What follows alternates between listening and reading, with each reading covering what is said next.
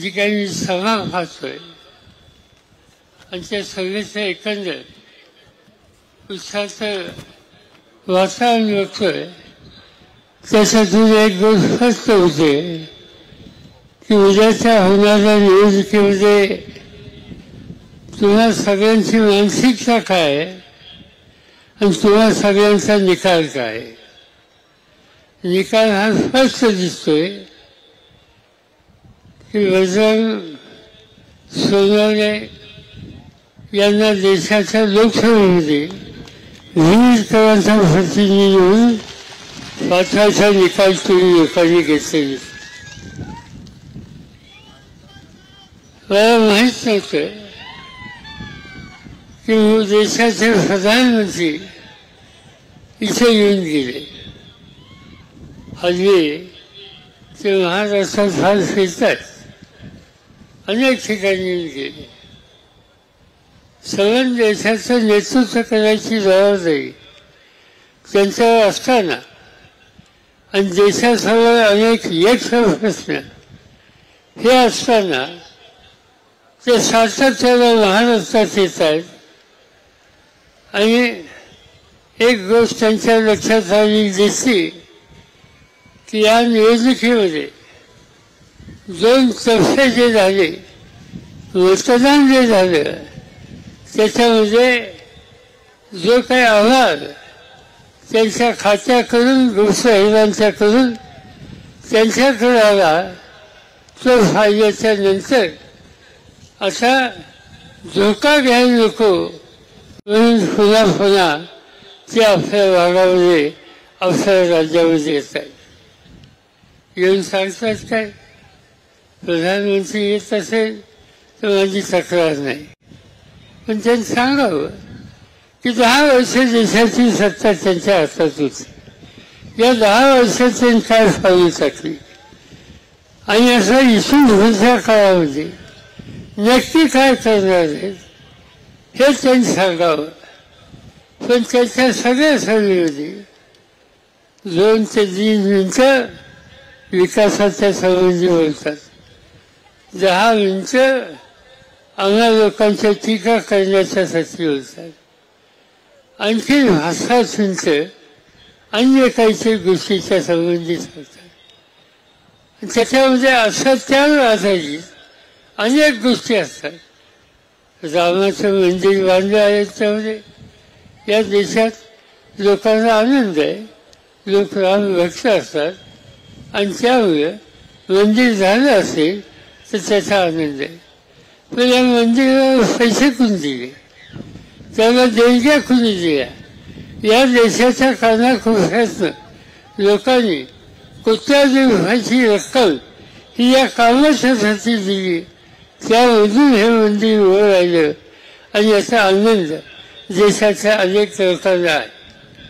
पण मोदी साहेब इथून सांगतात की आम्हाला चिंता आहे की आम्ही लोक, इंडियावाले लोक, महाराष्ट्र विकास आघाडीवाले लोक उद्या त्याला या मंदिराच्या संबंधी बंद फाडायचा निर्णय हा घेतील का काय याची चिंता आम्हाला पाहिजे हे ते सांगतात. तुम्ही सांगा, या देशामध्ये, या राज्यामध्ये कुठे एखादं मंदिर चांगलं बांधलं, कुठे गावाचे लोक पूजा अर्चा करतील, त्याचं स्वागत करतील, मंदिर कधी बंद कधी केलं जातं, कधी केल्याचा अनुभव आपण ऐकला, पण नाही त्या गोष्टी त्या ठिकाणी सांगायच्या. मिळालेली सत्ता ही लोकांच्यासाठी वापरायची असते.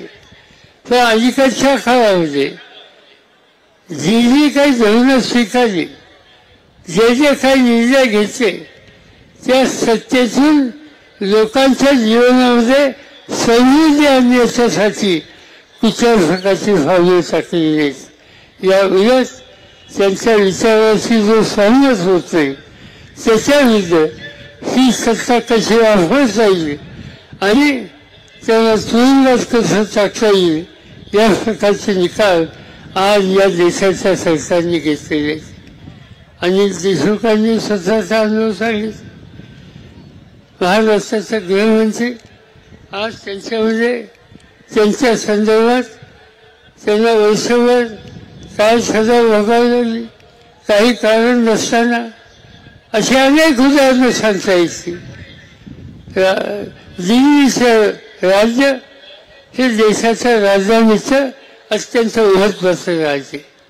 अरविंद केजरीवाल नावाचे ग्रस्त त्या ठिकाणी मुख्यमंत्री आहेत. अतिशय चांगल्या प्रकारचं काम त्यांनी केलं.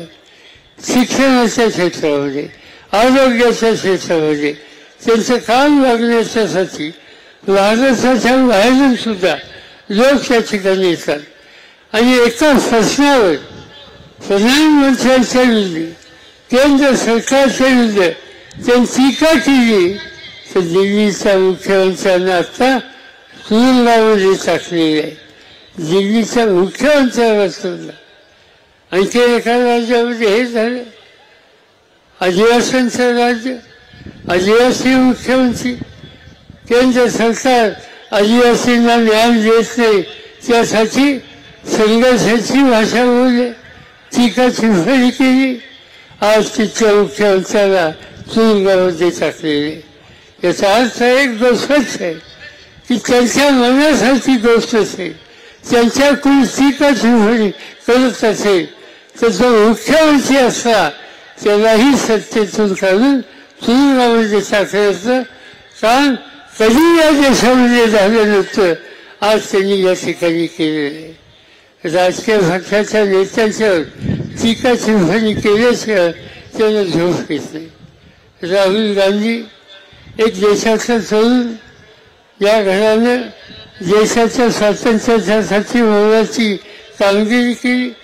त्यांनी काश्मीरपासून कन्याकुमारीपर्यंत देशाची पदयात्रा काढली, लोकांना भेटले, त्यांचं दुःख समजून घेतलं आणि असं काम करून लोकांचं दुखणं जाणून घेऊन त्यासाठी मार्ग काढण्यासाठी झालेला हा तरुण नेता याच्यासंबंधी शहाजादे म्हणून उल्लेख कर. मला सांगायला पाहिजे, राहुल गांधी त्याच्या कुटुंबाची जी काही सेवा आहे देशाची, जो त्याग आहे तो आम्ही कधी विसरू शकत नाही.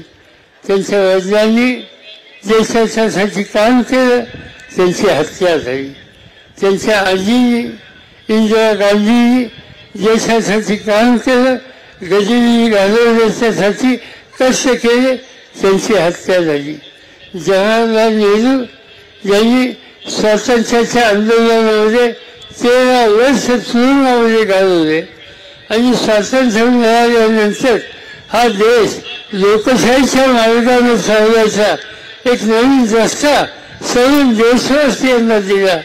एवढं मोठं काम ज्या नेतृत्वानं, ज्या कुटुंबानं या देशासाठी केलं, आज त्यांच्या संदर्भी अशा प्रकारची टीका टिप्पणी प्रधानमंत्र्यांनी करणं हे सोबत नाही. पण आज त्यांची खात्री झालेली आहे की ह्या देशामध्ये त्यांनी काही सांगितलं तर देशाची जनता सत्ता त्यांच्या हातामध्ये देणार नाही. आणि त्यासाठीच इतरांचं टीका टिप्पणी करत अन्य ठिकाणी त्यांचं लक्ष एवढं एक कार्यक्रम घेऊन आज ते या ठिकाणी येतात, इथे येऊन गेले. त्यातून हा प्रश्न सुटणार नाही हे तुम्हाला माहिती आहे. आणि आता आपल्यालाच पुढाकार घ्यावा लागेल. आम्ही देशाच्या सगळ्या विरोधी पक्षाच्या लोकांना एकत्र करतो, त्यांच्या सामूहिक शक्तीच्या जवळ लोकांच्या सोबत पर्याय देतो. मी तुम्हाला खात्री देऊ शकतो की ही एकही आम्ही विरोधकांची करतोय त्यांनी उद्या नवा भारत हा उन्नतीच्या दृष्टीनं जे जे काही करावं लागेल ते करण्याच्यासाठी ठोस पावलं टाकणारी एक नेतृत्वाची फळी ही देशाच्या समोर या निवडणुकीच्या दिसल्यानंतर तुम्हा लोकांच्या पाठीवर पाहायला मिळेल याची खात्री या ठिकाणी मी देतो. आणि हे करण्याच्यासाठी वीज सर्वांनी एकच काम करावं. त्यांनी आम्हाला वजनदारांचा एक उत्तम सेवा व्हावी आणि कष्टकऱ्यांच्याबद्दल आस्था असलेला खासदार मोठ्या वचाने निवडून द्यावा हीच विनंती या ठिकाणी करायची. आज हा जिल्हा राजकीयमध्ये आहे, दुष्काळामध्ये आहे, हे सगळे फसले. पण ते फसले सोडायचे असतील तर जो काम करतो, जो उत्तम काम करतो त्याला निवडून देणं हे गरजेचं आहे. ज्यांनी 9 लाख टन ऊस या ठिकाणी गाळला आणि 2700 रुपये जिल्ह्यात सगळ्यात जास्त भाव ज्यांनी दिला अशा माणसाला तुम्ही त्या वचनाने विजय कराल. त्याची खून ही असं सगळं माहिती आहे. सुसाजी वाजवणारा माणूस त्याच्या पुढचं वचन द्यावा आणि एक नवीन इतिहास या ठिकाणी निर्माण करा एवढीच विनंती करतो आणि आपल्या सगळ्यांची रजा घेतो. जय हिंद, जय महाराष्ट्र. राजकारणातील प्रत्येक अचूक बातमीचे सर्वात आधी अपडेट्स मिळवण्यासाठी सरकारनामाच्या सर्व सोशल मीडिया प्लॅटफॉर्मला लाईक, फॉलो आणि सबस्क्राईब करा. तसंच सर्व नोटिफिकेशनसाठी बेल आयकॉन प्रेस करायला विसरू नका.